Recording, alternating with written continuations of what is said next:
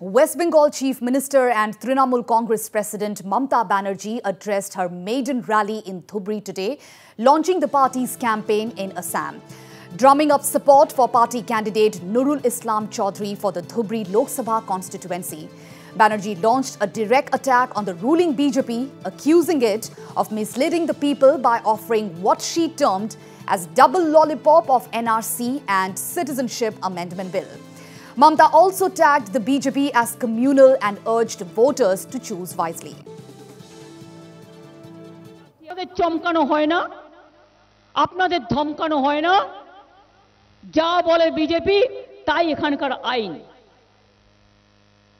শুধু মানুষকে ভয় দেখিয়ে রাখা, খুন করা, অত্যাচার করা, সন্ত্রাস করা, মানুষকে কিচ্ছু দেয়নি এরা।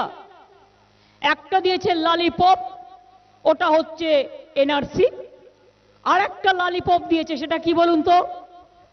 উদ্বাস্তুদের ভুল বোঝানো হচ্ছে। আমি যা বলছি শুনে নিন, আমি আইনটা পড়ে এসেছি, আমরা এটা নিয়ে লড়াই করেছি। কংগ্রেসও এখানে লড়াইনি, অন্য পার্টিও লড়েনি, যারা এমপি আছে লড়েনি, কেউ লড়েনি, জেনে রাখুন।